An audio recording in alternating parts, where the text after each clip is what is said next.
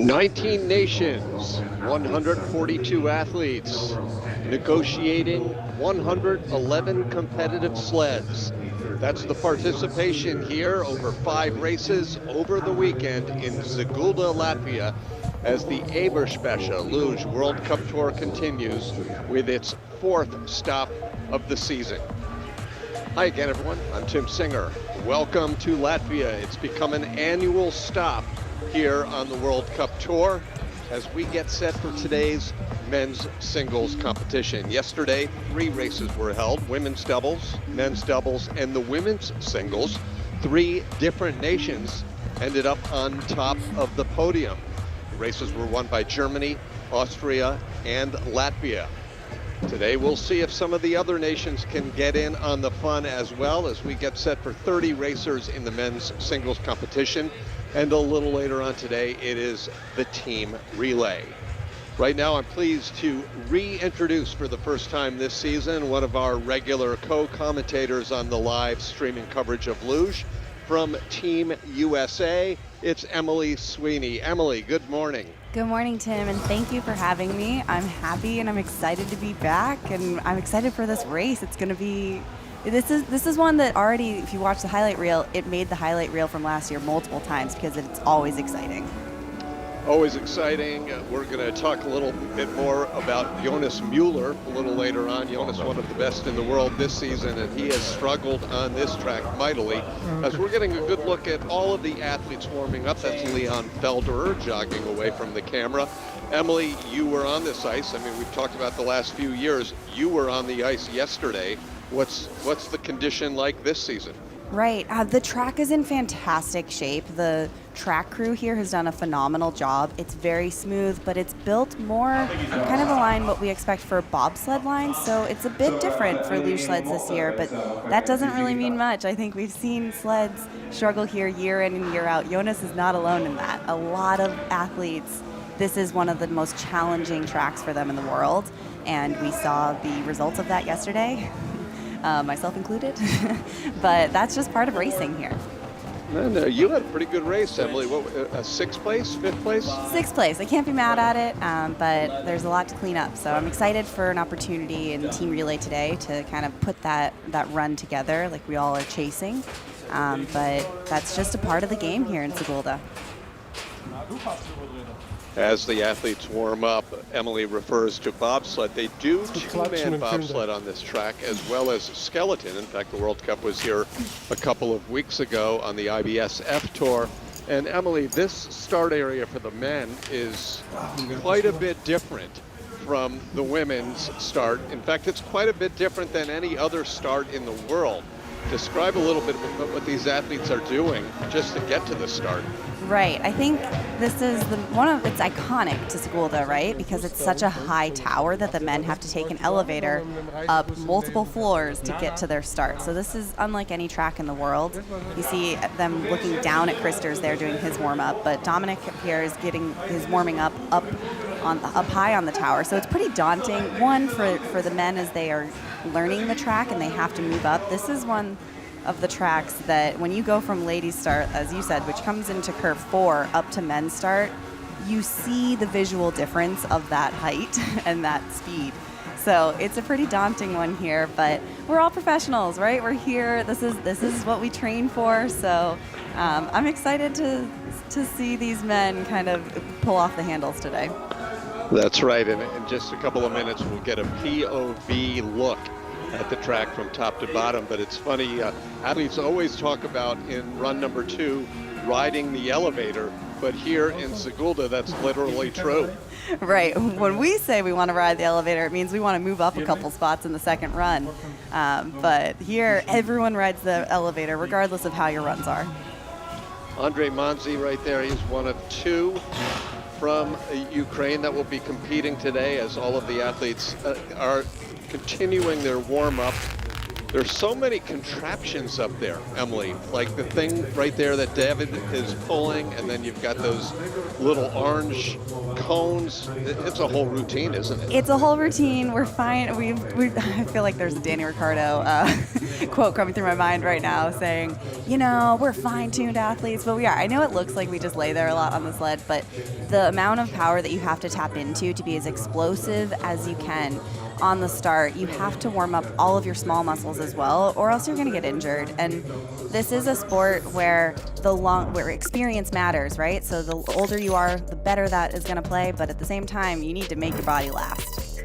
Great point. And now we get a good look at the 3D look. We're about a 40-mile, 60-kilometer trip away from downtown Riga, which is the capital city in Latvia. And this track, as Emily has already spoken of, has got a lot of tough little areas, including right down here in the bottom third. So that's a look at the cool graphics. But Emily, right now we're going to drone our way over to the men's start, and you can give us a tour from top to bottom. All right, see, so we are up high in the air here, pulling off at the handles. The start is a really long entrance into this curve one, so you can see look for a lot of skidding there. Well, hopefully not from all these sleds coming through. The top curves, you're gonna see tight transitions, and they're really crucial for carrying speed down into the rest of the track. We talk about consequences on this track, right? Up until this point, the consequence is time. And then once you come through the labyrinth into these larger curves, curve 11 sets up this technical transition from 12 to 13. It's very quick, and things can get behind very easily, and you'll see the results of that coming into the straightaway in 14 here, into the highest pressure curve 15, into another straightaway with a little up a high point through the straightaway into the final Kreisel. So it's really technical, a lot of opportunity for mistakes, but also it's so much fun. This is an incredibly fun track. That's what it's all about. Atmospherically speaking, you don't hear that a lot, it's about as perfect a day as you can have. A little bit of sunshine, a little bit of thin cloud cover, and the temperature is just below zero, so it's not that frigid cold we've had some weekends here in SIGULDA, and it's not the really warm weather we had one weekend last year. It should be ideal, and the ice conditions will hold out, we expect. It certainly did all day yesterday. As you take a quick look at those track records, Ludwig, the Olympic gold medalist, set that back in 2014, the start record. That'll be a fun one to keep an eye on, Emily. Of course, yesterday, one start record was broken in women's doubles. Yes, and I think we're seeing records fall left and right this season. It's been really interesting to watch, and I can't wait to see what happens today.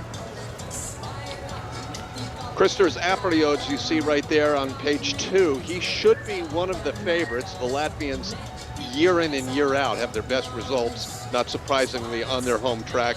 But the Austrians, of course, have been dominating men's singles luge, at least over the last couple of weeks. We're unprecedented. 2 weeks in a row, Austria finished 1, 2, 3, 4 in men's singles. So sit back, we're getting ready for the action. Just moments away. I'm Tim Singer, along with Emily Sweeney, the star of A Luge Love Story. Emily, that was a great video. Thanks, Tim. I know, if anyone, Dominic and I have been filling your feeds, so there's been a lot of us. I hope you're tolerating it well, and sorry you'll have a little bit more of me today. And Dominic. How about these spectators? This has been as impressive as we've seen, at least this season. They came out early yesterday. SIGULDA is such a great area. I love this town. I love coming here. I love how they celebrate sport and seeing all the kind of the crowds coming out to cheer their team on as well. It's just a testament to that. Ready for the action, Alex Ferlazzo rocking the beard in 2025. He'll be the first off. What that essentially means is he finished 5th on Friday in the Nations Cup qualifying race.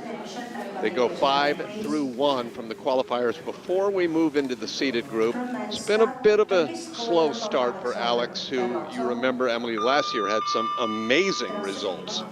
He did. I mean, the one that sticks out the most, right, is World Championships in Altenburg. That was such an incredible result for Alex and also for Australia, right? This is so exciting to see Australia being represented in a winter sport at this level.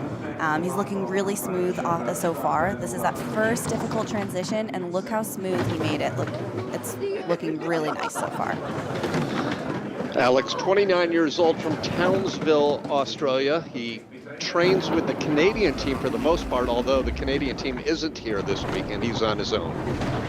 Alex is doing a great job, and like you said, he's been here on his own this week. Oh, a little early coming out of 14, but he handled it so well. You really saw him push, and same here. You're not seeing the sled oscillate back and forth from side to side. You're seeing straight pushes, and that's going to be so important for all of these sleds to build momentum. 48.195. As a point of comparison, that's about 0.7 of a second off of the track record. That'll be interesting to watch, especially as we move into the seated group.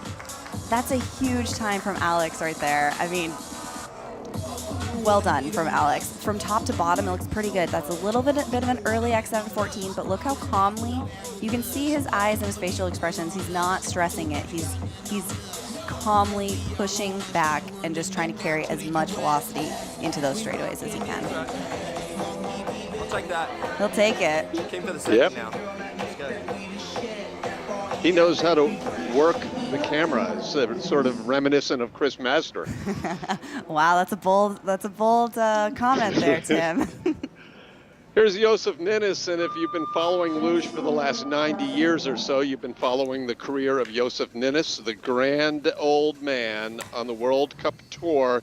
Ninnis, 43 years old, and had a special day here 7 years ago. In the spring of 2018, late winter before the Olympics, he had his first and only podium on the World Cup. I remember that day. That was so exciting to watch. He had a little bit of a bump there on the entrance of curve 1. It's not going to bode well for him. Ninnis does such an awesome job carrying the comfort on the on this track. He slides very well. A little bit early, too much cross into 6 there as well. So typically he's not the strongest starter, but really picks up time as he goes. And I'm seeing a little bit too many mistakes here early into curve 12. Too much height off the end. This is a sloppy run from Josef. Uncharacteristic, as he appears to clean it up here down at the bottom of the straightaway, now into the closing Kreisel. I'm surprised with that. I would have said that Alex had a much cleaner run, but Josef found speed even with those mistakes. So, you know, I'm sure he was really relaxing through all of those mistakes. You can minimize the time damage by simply accepting the mistakes. I know that sounds crazy, but we're in a sport that's timed to the 1,000th of a second, and the way you approach your mistakes really lessens the impact it has on your time. Elaborate a little bit on what you mentioned a second ago, carrying the comfort. What exactly does that mean? Yeah, so kind of the same thing, right? A lot of people, so these big curves, these are blind exits a lot of the time. That was curve 15 that we just saw, and there's so much pressure that most athletes will say, you lose your head, which means you can't physically hold your head up. It drops back. So you're blind on your exit. And with that, your natural instinct is to tense up, but you really want to ease back into the sled. Kaspars Rinks, the number 3 in the depth chart, the unheralded Latvian, but he had a career best top 10 finish in the second of 2 World Cup races held here last year. Finished 3rd at the Nations Cup on Friday. He did a nice job of making that entrance pretty smooth. It's off to a good start. That's a great point you made, Emily. Everyone's going to make mistakes, but if you don't overreact and you still let the sled do the work, that's the key to maintaining the speed. And it's so hard to coach that, and it's late entrance into curve 11 there, but he has a great entrance into curve 12. He's back online. And it's so hard, it's difficult to coach that, right? Because it's your natural instincts that you're trying to work against, but that's where you see kind of the separation of the fields. Who can really commit to these lines, and SIGULDA is a track that you cannot lie about that. 5 thousandths of a second, incredible. That's the separation between the Slovakian and the Latvian right now. We're only 3 sleds in to this 30 sled field with the first American waiting on deck. Doesn't look like the strongest start in technique-wise there. He's really hunched over in his paddles, but I mean, the time, he's hanging there with the best of them, so he has something to work on for next season going to the Olympic year, but that was a solid run from him, and he did a really nice job of getting back online through the midsection of the track, and I think that just shows his comfort with this being his home track. 29-year-old Tucker West is the first from the United States in today's race. Tucker still looking for his first top 10 finish of the season. That's why he, for the first time in a while, has been relegated to the qualifying group. He finished second in that Nations Cup race on Friday. Yeah, that was a good run for Tucker. Clearly that's not where he wants to be in Nations Cup this far into his career, but he handled it great. He's in a fantastic spot coming into this race, and he's off to a great start. He's looking really smooth. A little harsh on the curve 6 there, a little high through the labyrinth, but he's still in the green. A little late into 11 as well. These transitions are so critical because everything rolls right into the next curve. So you see a little bit more of a wave on 13, but a nice exit. He's fighting it. That little wobble of the feet, that's what we don't want to see. But he stayed off of the wall, and now he makes his way to the final curve, the big finishing Kreisel. It'll be interesting to see where that pad is later today. 12 hundredths up on everyone. There's the biggest hand in the sport, great. right, Carolyn? But did you see, I mean, that little fist pump from Tucker, I don't know if it's classified as fist pump, but that little shake of the fist, that's so great. That means he's happy with his run. When I say you see the wobble of the feet, you know, every sled setup is so different. So if he doesn't feel totally secure, that might just be the best way to check it as he's coming into those transitions. And he carried enough speed to be happy with it. So that's great. See the slight back and forth. Right, but keeping it off the wall, not overcorrecting. How many times have we seen Tucker shaking his head in disappointment as he comes up the outrun? Well, he's shaking his head for the red light, but it was a good run. Now, like Tucker, Gintz Berzinch has spent most of the last few seasons in the seeded group, but he's off to a rough start this year. His best finish, 11th. In fact, Emily, all of the Latvians until coming home this week have been struggling a bit in singles. It's been, I mean, we're only at the 4th World Cup of the year, right? So we've had 3 races behind us. So some people take a little bit to warm up. Some people are kind of figuring it out. But I think to see as strong of a performance as we did yesterday from their team, it was so exciting to watch. And this is a track where, I mean, he's having a great run so far. And I think that we'll see more Latvian flags today as well. The 2020 Youth Olympic gold medalist loves this track, knows this track. Perfect exit right there. Oh, dropped the feet slightly. I don't know if that was completely necessary, but he had such a good exit out of 15 and a fantastic run. By about 1/10 of a second, Latvia takes the advantage over the USA. Slovakia in 3rd place.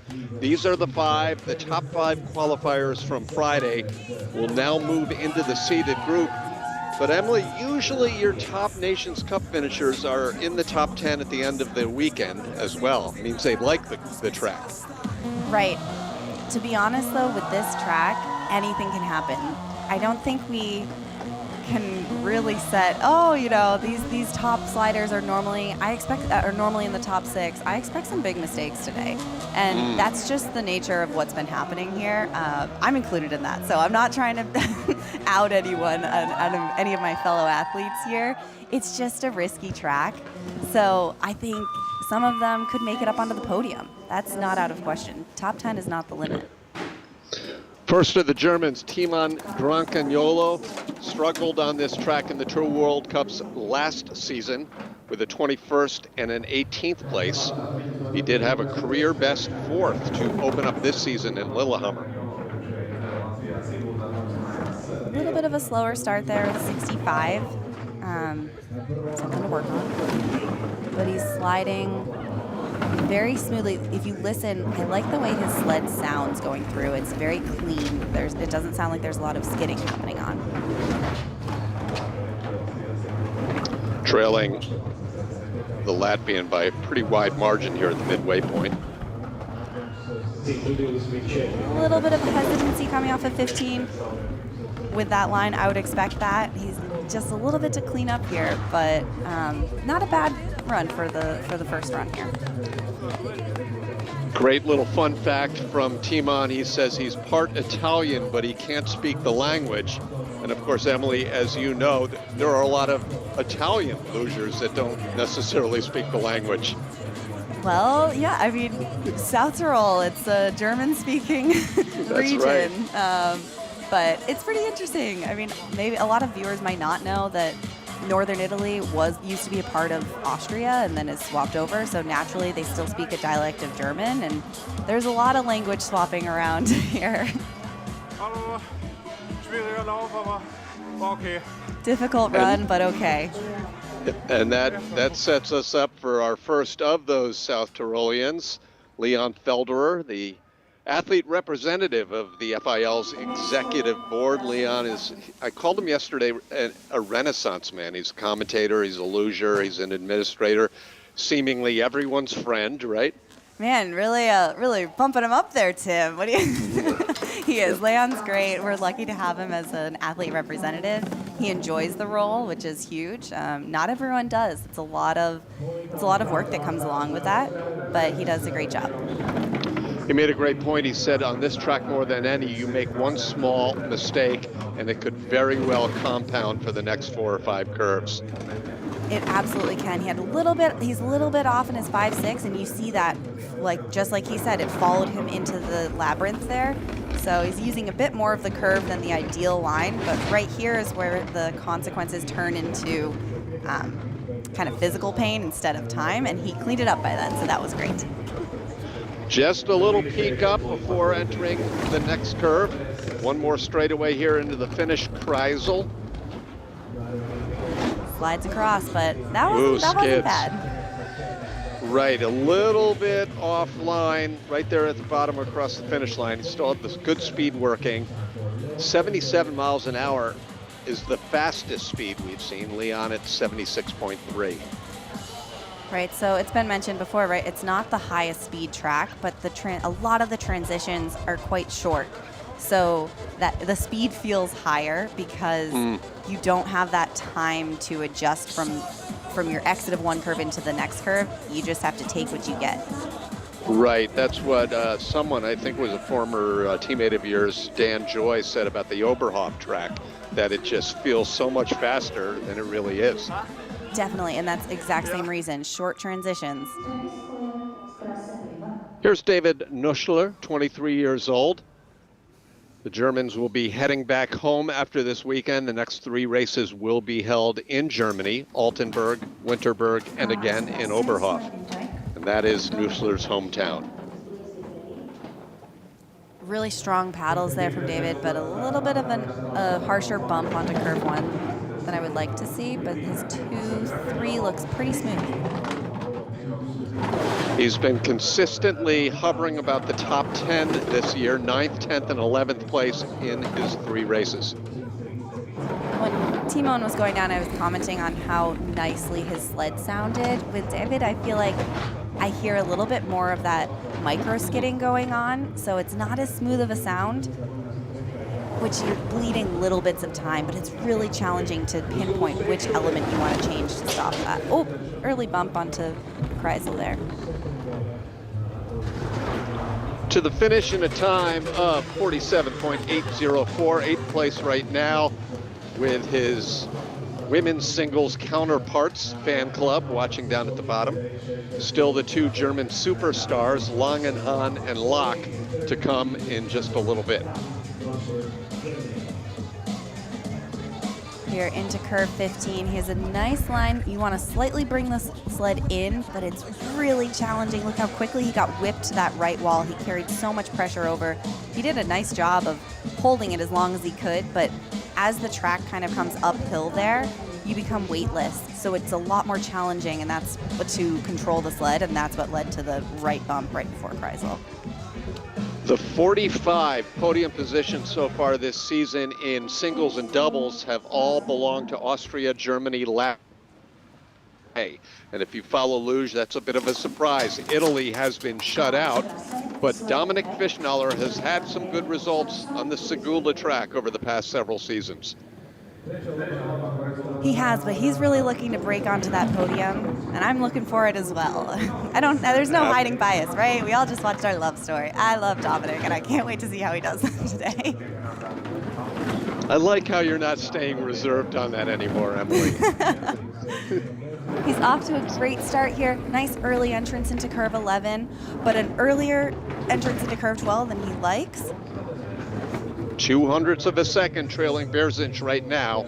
Good lines down here. He's looking good. Same kind of extra pressure off to that right wall, but he handled it very nicely coming down into Kreisel.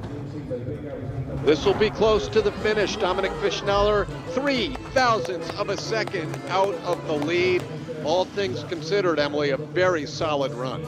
It's a solid run, but there's a lot in there that he can clean up on. I mean, the Dominik that we all know, that we've watched slide, there's still a little bit extra that he can find in there. He's not looking quite as comfortable, but it was a good performance for run number 1. A 9-time winner in his World Cup career to go along with an Olympic bronze medal.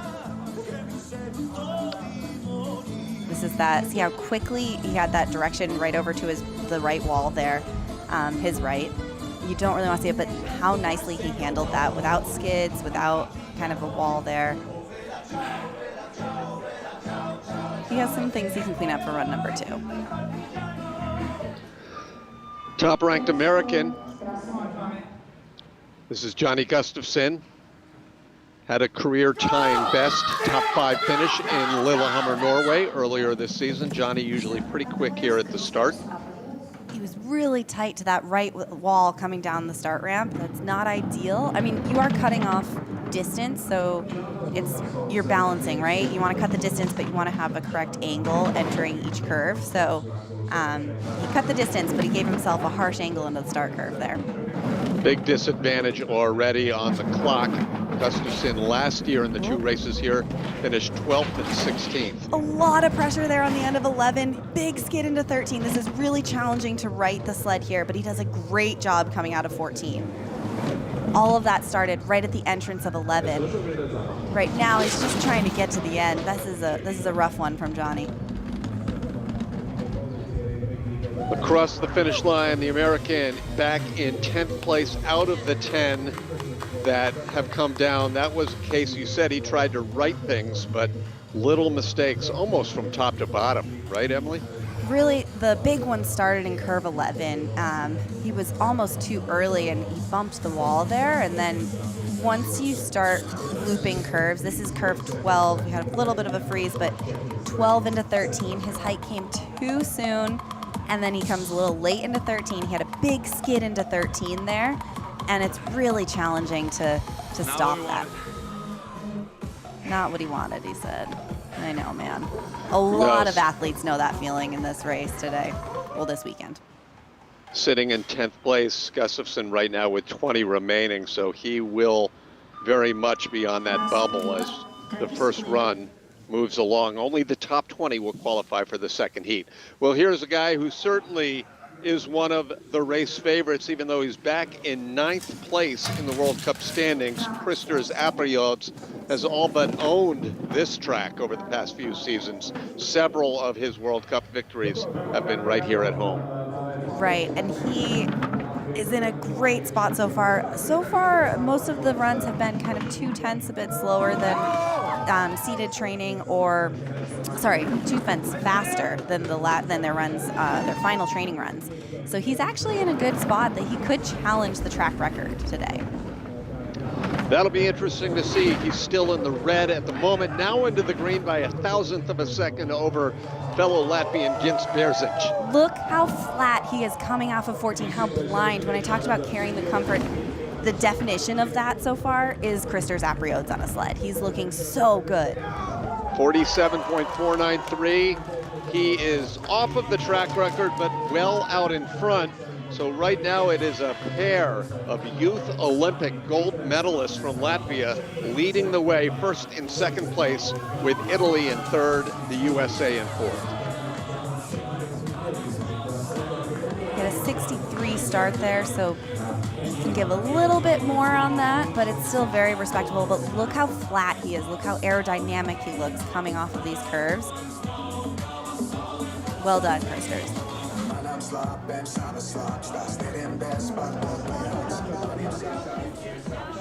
You can see the large Christers poster heads off in the background. Certainly one of the most popular athletes, any sport, in this sliding sports crazy nation of Latvia. Well, unless you've been asleep for the past month or so, you know, of course, that Austria has owned men's singles luge with places 1, 2, 3, 4 in each of the last two races. However, Emily, Austria's had a bit of a love-hate relationship here in Latvia on this track. Right, but big skid there into curve 2. They're doing all the right things, right? At the end of last season, and harsh entrance into curve 5 as well. But he's in the green. Now it caught up with him. But they're doing all the right things. They stayed past the World Cups last season, and they got extra training here, and they're putting in the time to kind of overcome that fear. Another big skid coming into curve 13, high on the end. But a nice commitment to the exit there, even with that extra direction from David. But quick direction to the right wall coming out of 15. This track is starting to bite some of the best athletes in the world.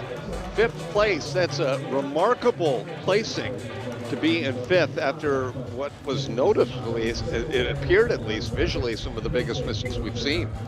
Right, not luckily, he managed this, but his big mistakes that we saw came farther down the track. I mean, he did have a lot of skidding up top, so that I can't explain the time, kind of how he continued to build time through that, but this mistake happened so far down the track that he'd already built so much of his speed and therefore time. Both the Penguin and George react to the slight errors by David Glacia.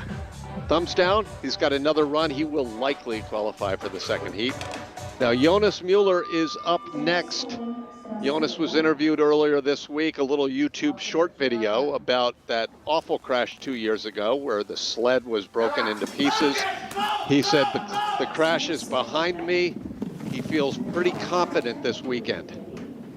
And that's how you have to approach things like this. I have big respect to Jonas.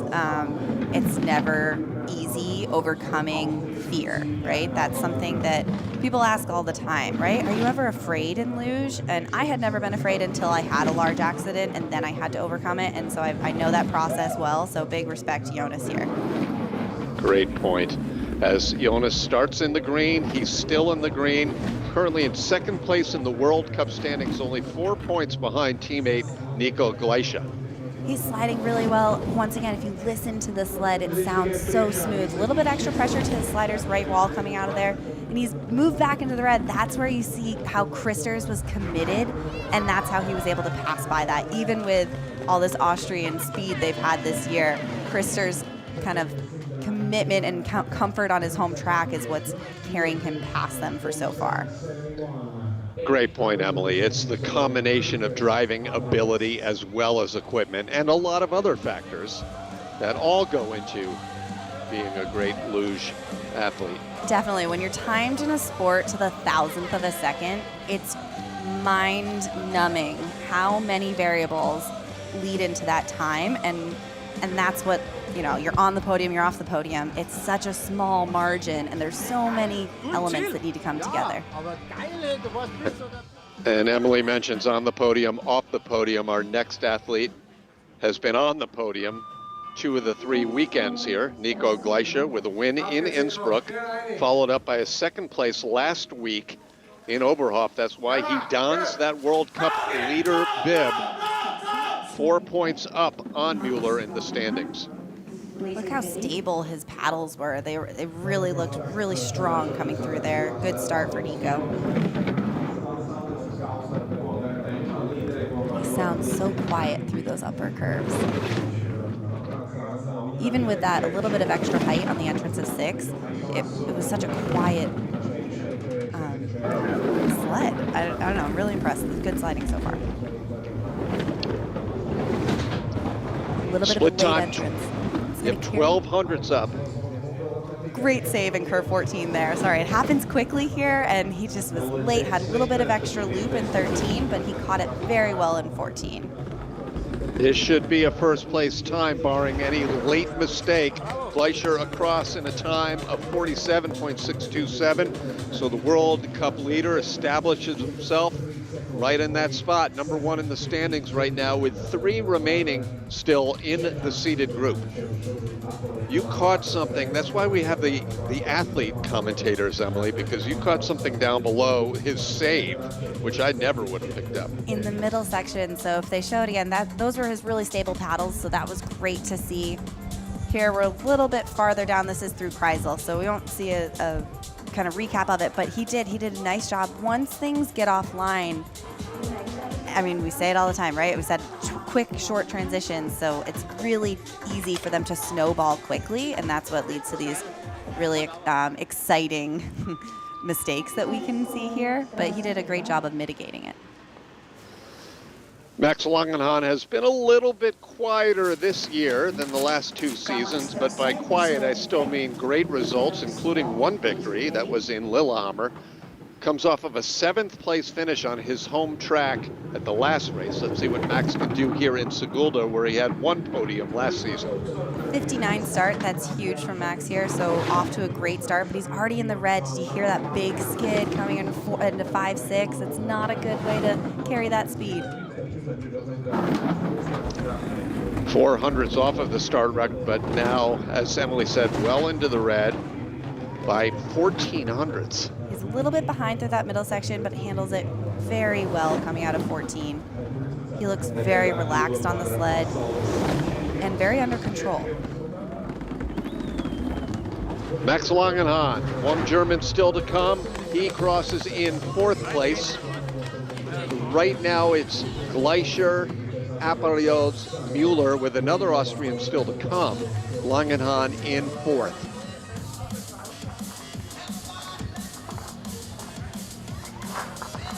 I think he's really chosen a setup where he has a lot of control in his sled. You even saw coming at the very last curve. Oh, pulled a little crooked coming out of the handles there. But even with that, still at a 59 start time. That's great for Max. For any of them, actually. Looks really in control through that whole run. Felix Locke getting ready to grab those handles up at the start. Felix had a terrific 2-week run last year to close the World Cup season here in Sigulda with 1 victory. Actually 2 if you count the sprint, and a 2nd place finish. So he was the dominating athlete in men's singles. He was 6'1", so he's 100 slower than his seated training run start time there. But Felix, his experience on this track usually shows, and it did last season. He really just has an understanding of the track. Each track kind of has its own personality, I like to say.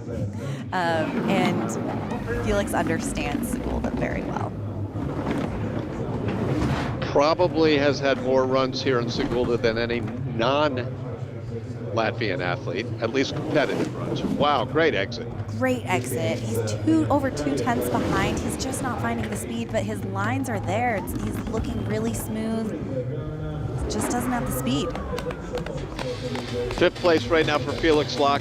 Emily, do you know, do the Germans with their 2 regional programs, do they still have separate sled setups, or have they homogenized a bit between the 2 areas? They're under a new head coach now, so I don't know what changes have come from that, but to my knowledge, there's still teams within teams, but I could be wrong.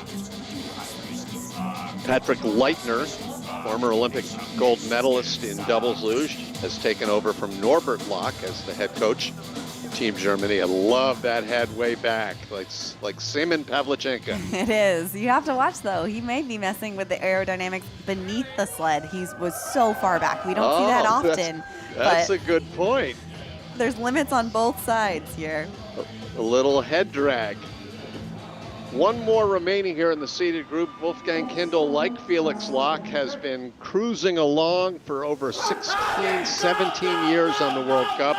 And like Felix, he's an Olympic medalist. Wolfgang won silver in Beijing in 2022. Currently third in the World Cup standings, doing double duty again this season. That's so impressive. I mean, it's the load of sliding that doing both disciplines puts on your body behind big swing up into curve 6. It stayed pretty quiet, so I didn't hear a ton of skidding, but that's not the ideal line from Wolfie there.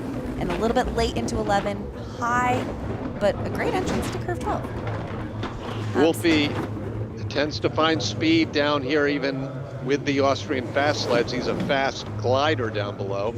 He is, and that looked like a bottom man save there coming out of 14. So I mean that in the biggest compliment. He's getting, with the load, he has a lot of load, but he also has a lot of runs. So that's a lot of comfort on the sled as well. You can find through doing both disciplines. 9th place at the moment, so we've made it through the seeded group.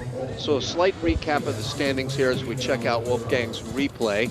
But we'll let Emily call this. He was a bit behind coming into 14 there. He saw, and then he had so much height, came down in the middle, and that last bit of curve just caught him. But that's what I said, he had a bottom man save there, because that's typically their role in a double sled, and he handled it seamlessly. Austria's 2 World Cup leaders, Nico Gleischer and Jonas Müller, currently in 1st and 3rd place, with Latvia's Christers Aperiots in 2nd, Langenhahn and Locke, both from Germany, 4th and 5th place. We move now back to the qualifying group. Emily, certainly all of these remaining 12, 13 athletes have a chance at the top 20, some of them a very good chance at the top 20, but top 10 will be a little bit of a stretch, I believe. But Anton is one of those athletes who really has a solid chance at that top 20. He's such a great slider, and here it's basically the Ukrainians' home track, so they spend a lot more time here. So he has the runs, and he understands this track well. In fact, he has 2 of his best ever results here last year in the 2 races, both 7th place finishes. That's awesome. A little bit high, and you see a skid coming through curve 8 there. But he's back online in curve 11.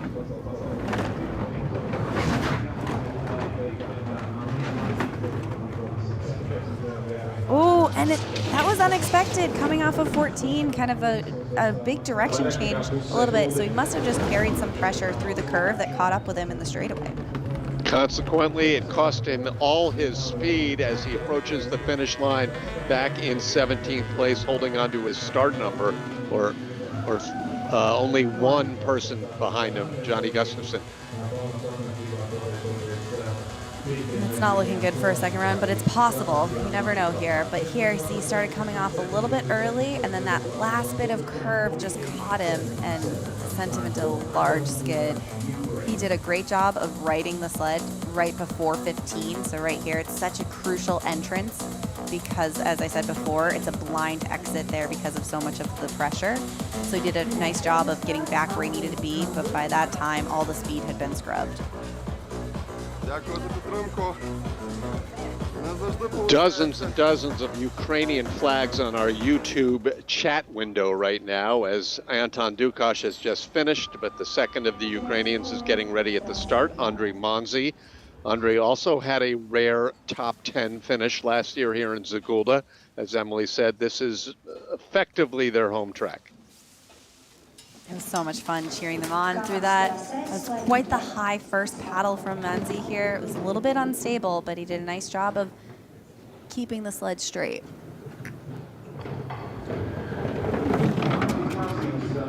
Tenth fastest start time of the 18 we've seen. It's looking good. I can't tell if that's his feet tapping through those transitions. It's quite possible. There's a little bit of a sound coming through. But nice line so far, a little bit late, but he handled it very well into curve 12. He's fighting for these lines though. You're not seeing how smooth some of the other sleds look through. He's kind of having to correct quite a bit coming through. So nice entrance into Kreisel there. Andrei Manzi of Ukraine to the finish. He is in 17th place. He and Anton Dukash are separated by about 0.3 of a second, with Monzi 1 spot ahead of him. Ukraine will be part of the team relay a little later on today, just one of 7 nations competing in the relay. And right now it's Monzi with the advantage over Dukash to get that spot. Yeah, I'm not sure. Each team kind of has their own criteria to how they choose who will compete in the team relay. There is the added element of the reaction gate, so sometimes that adds into who they choose. And the USA uses fastest single run, if I'm not mistaken. We have a new policy. Used to, at least. Right. Oh, what is it? So the coaches are able to choose from the single fastest run from either run or the top finisher. So they have the potential to choose from 3 separate athletes. All right. Svante Koala, unfortunately, will not take part in the team relay, as he and his sister and a few others make up only a singles program at the moment for Team Sweden. But we did see Svante with his sister in that new event, the mixed team event in Lillehammer, and we will see that again in a couple of weeks. I'm a big fan of the mixed event. It's been really exciting, and it was cool to have them be able to take part as well without a doubles team. This was a way for them to use the gate for the first time. And great entrance. He's looking really good. Sorry, I was taken back a little bit slow in his time here, but the run's looking pretty good for Svante. He had some decent results, 1 top 10 in the 2 races last season. Little speed check there coming off of 15. He's a little bit uncomfortable, but he had to put together a pretty nice run. Currently in 17th place. I mentioned it yesterday when Tova went, that not only are the 2 koalas competing every week, they're usually making the field out of Nations Cup. So what great slow and steady improvement, I should say, for the 2 of them. Absolutely, but it's really fun to cheer for them as well. I mean, there's been a couple years where Svante has been super fast, and Oberhof specifically is sticking out in my mind. And he's just it's really fun to cheer for these smaller nations as they break in. Their partnership with Austria has been great for them. I think they have a good kind of balance of training with them and also getting some time at home. So. Okay, happy. Almost okay. Spectators still filing in. They are thrilled of the results of their Latvian athletes so far this weekend. Now Team Poland, Mateusz Sokovic. He's been opening the season with results in the low 20s, but came back with a 14th place in Oberhof. He's had some flashes of brilliance throughout his career.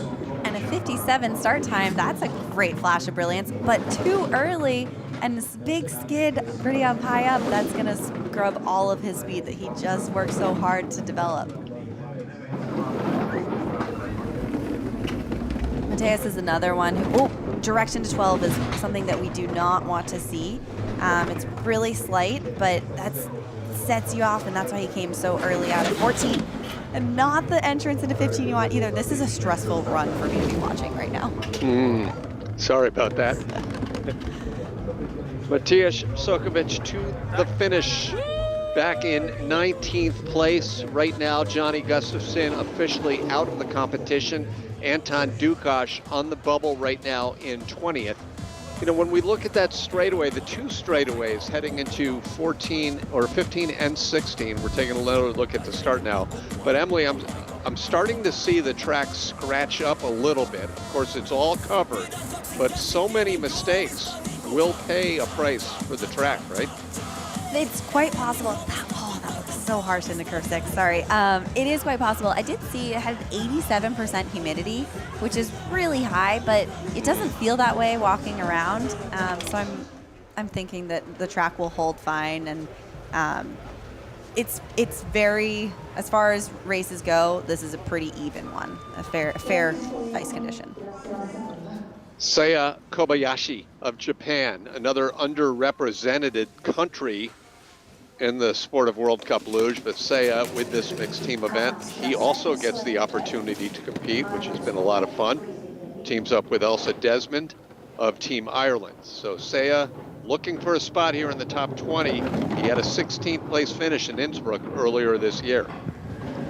Right, that was great for Saya. He really enjoys the Innsbruck Eagles track. And today, I think he's really trying to crack in for that second run. He trains alongside with the U.S. team, so I know him well. Little high in curve 11, big skid into 12. Fantastic correction in curve 13. He stopped the bleeding extremely well.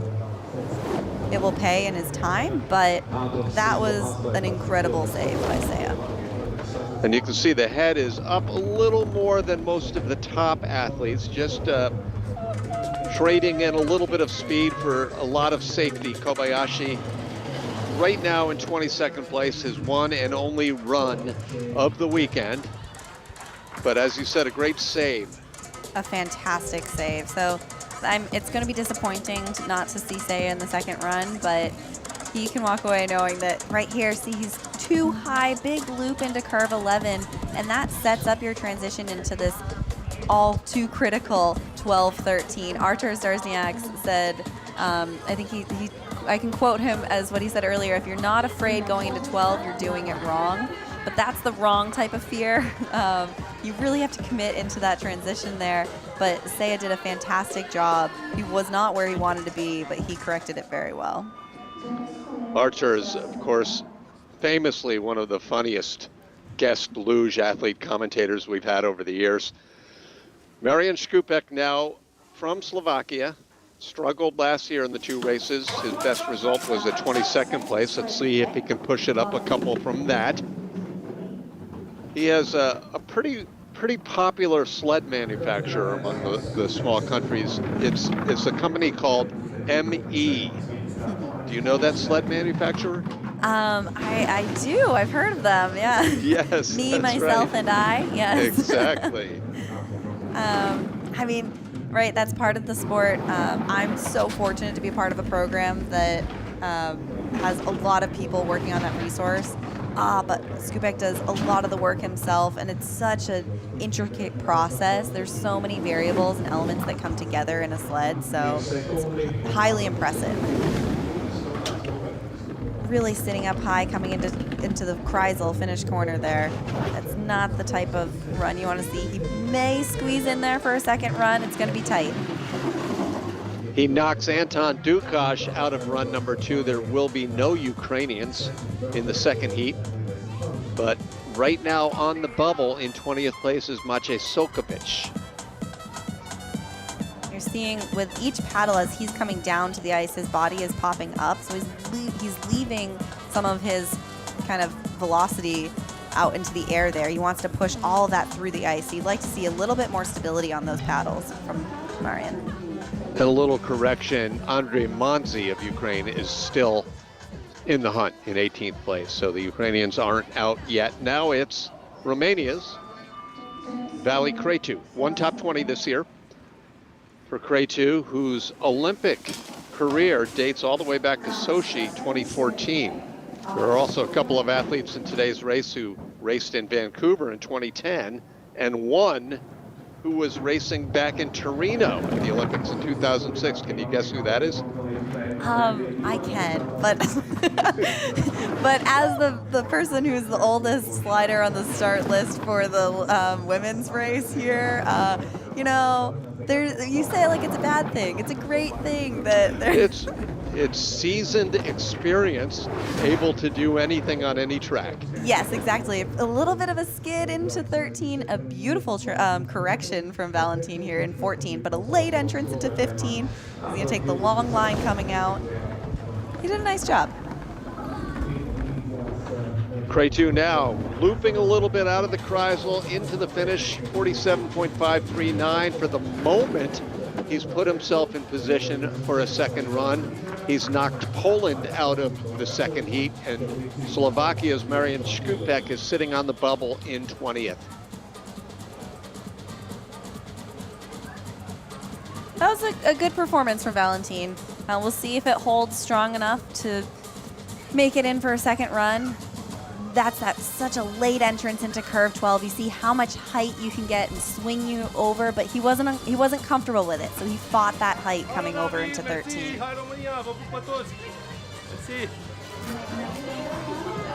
Generally, I can't translate that Romanian, but generally he's saying hello to his son back home in Sinaia, Romania.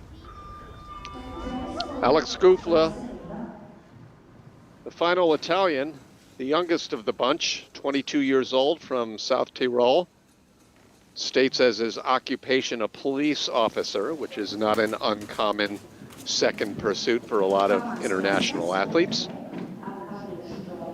Right, there's a lot of state programs across kind of the world that's how they support their athletes as well, so they can financially survive outside of the sport. So it's great Alex is a part of the Carbonari. And the military has been big in that as well, I think, with you, right, Emily? I was a part of the military for 10 years. I was really 10 and a half. I was really fortunate to be a part of the World Class Athletes program. So yes, the U.S. has a similar opportunity. Oh, great exit out of 14 there from Alex. He's looking really nice on the sled. Very peaky in 15. He's gonna have a lot of pressure. Can he hold it? He does. To the finish, vying for a top 20, Italy's Alex Gufla, 19th place.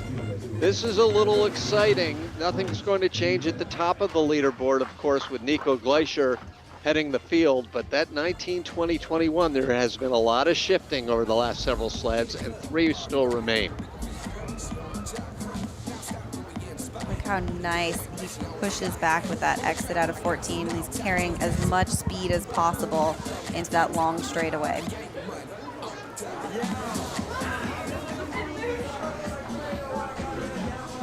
Actually, we have 5 remaining. Gufla sitting in 19th place. Valentin Cretu now in 20th.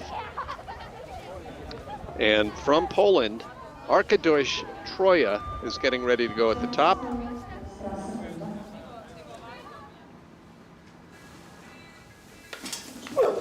This might be Arkadiusz's debut in the main World Cup race, at least this season. Oh, that's great for him. Nice job. I think Poland gets a lot of extra training runs here in SIGULDA. SIGULDA is a very welcoming track to train at. A little bit of a bump there. It's just having some harsh lines in that upper section, and as we've been saying throughout this race, that's where you lose all your speed. Late entrance into curve 11, but a nice correction coming on the exit. So SIGULDA, it's very welcoming. It's pretty open to giving training times in the fall. So I think Poland, Ukraine, they really take advantage of that and spend a lot of their extra time here getting some runs.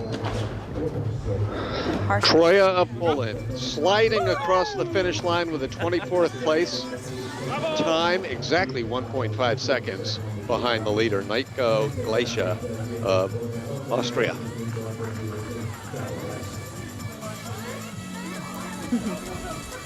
See some personality there. See, it's tough to see personality through our helmets a lot of the times, but that's a great one.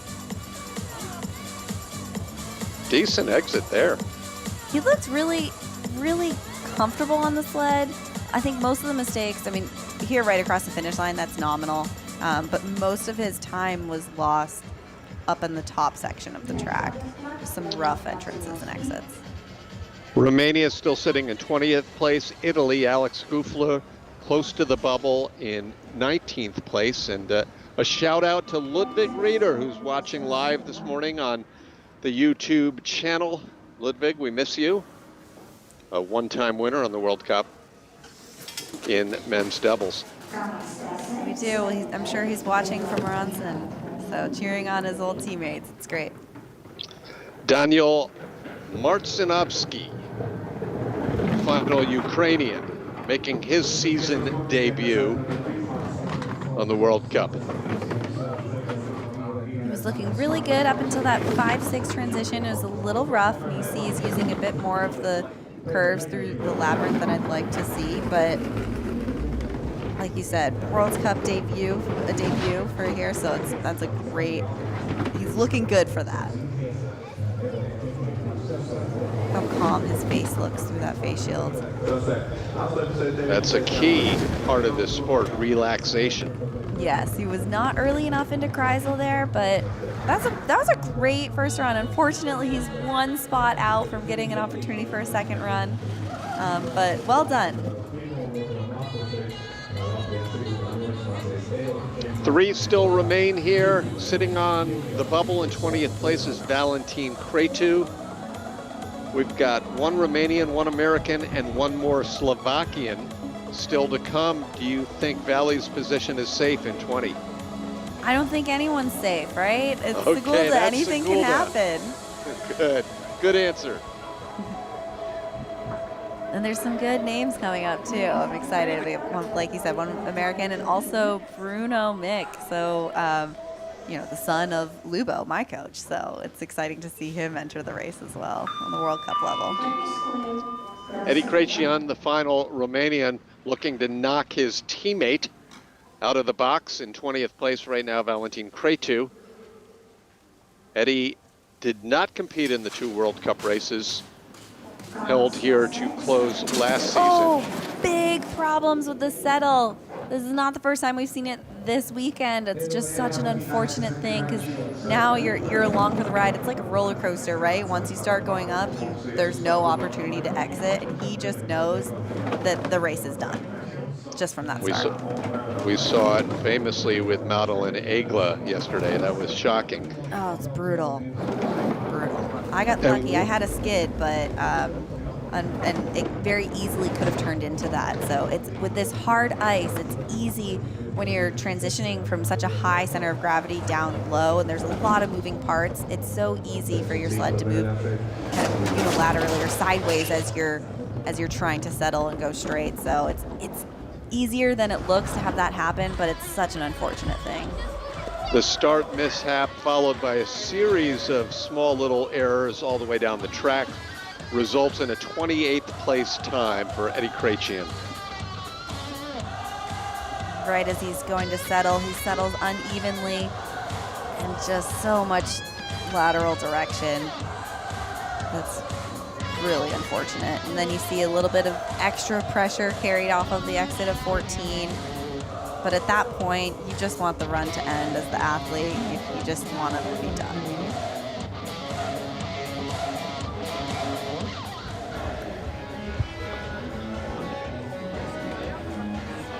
Yeah, sorry, man. Summer's talked about it before, where there's different types of athletes, right? Some people, when you have one mistake, you let go of that pressure and you kind of allow yourself to perform like you never have before. And then there's some people that it's just will continue to snowball and mistake after mistake, and that's what we saw.